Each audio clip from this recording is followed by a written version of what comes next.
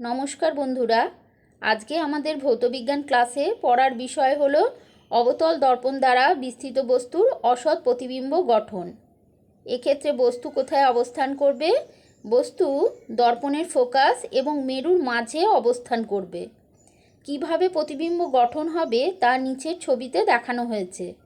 এখানে M dash হলো একটি অবতল দর্পণ, পি হলো তার মেরু, এফ হলো ফোকাস, সি হলো বক্রতা কেন্দ্র, এবি হলো একটি বিস্তৃত বস্তু যা দর্পণের প্রধান অক্ষের উপর দর্পণের মেরু এবং ফোকাসের মাঝখানে অবস্থান করছে। এই বস্তুটি যেহেতু একটি বিস্তৃত বস্তু, অতএব তার প্রতিটি বিন্দুই হলো এক একটি বিন্দুৎস। প্রত্যেকটি বিন্দু থেকে আলোকরশ্মি নির্গত হচ্ছে। আমরা এখানে তার শীর্ষবিন্দু এ থেকে নির্গত দুটি আলোকরশ্মিকে অনুসরণ করব প্রতিবিম্ব আঁকার জন্য।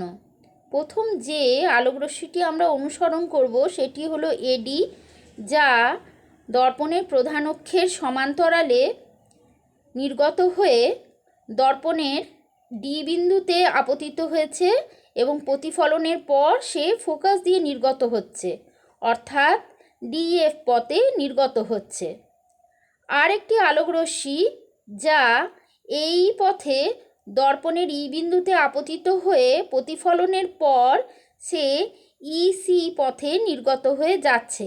আমরা দেখছি এই দুটো রশ্মি কিন্তু পরস্পর মিলিত হচ্ছে না, কিন্তু রশ্মি দুটোকে যদি আমি পিছনের দিকে বাড়াই তাহলে দেখা যাবে তারা কিন্তু এ ড্যাশ বিন্দুতে মিলিত হচ্ছে।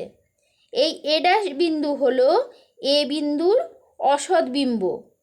এ ড্যাশ বিন্দু থেকে দর্পণের প্রধান অক্ষের উপর যদি আমরা লম্ব অঙ্কন করি, ধরি লম্বটির দৈর্ঘ্য বা আমরা নাম দিয়েছি এ ড্যাশ বি ড্যাশ। এই যে এ ড্যাশ বি ড্যাশ এটি হবে এবি বস্তুর অসৎ প্রতিবিম্ব। তাহলে আমরা যে প্রতিবিম্ব পেলাম তার বৈশিষ্ট্য কি হবে? দেখো, আমরা প্রথমেই যেটা বলেছি সেটা হচ্ছে প্রতিবিম্বটি অসৎ প্রতিবিম্ব, কারণ এক্ষেত্রে প্রতিফলিত রশ্মি কিন্তু মিলিত হয়নি, মিলিত হচ্ছে বলে মনে হচ্ছে, তার জন্য এটি হলো একটি অসৎ বিম্ব। একে কিন্তু পর্দায় ফেলা যায় না। আচ্ছা, এরপরে প্রতিবিম্বের কি বৈশিষ্ট্য? দেখো, প্রতিবিম্বটি বস্তু সাপেক্ষে সোজা, তার মানে প্রতিবিম্বটি হলো সমশীর্ষ। আর কি দেখতে পাচ্ছি? দেখছি প্রতিবিম্বের দৈর্ঘ্য বস্তুর দৈর্ঘ্য অপেক্ষা বেশি, তার মানে প্রতিবিম্বটি বিবর্ধিত। এই প্রতিবিম্বের অবস্থান কোথায়? প্রতিবিম্বটি দর্পণের পশ্চাতে প্রধান অক্ষের উপর অবস্থান করছে। তাহলে এগুলোই হচ্ছে প্রতিবিম্বের বৈশিষ্ট্য। তাহলে আজকে আমাদের এই পর্যন্ত হলো। পরের দিন আবার নতুন কোনো বিষয় নিয়ে আমরা আলোচনা করব। ততক্ষণ তোমরা সবাই খুব ভালো থেকো।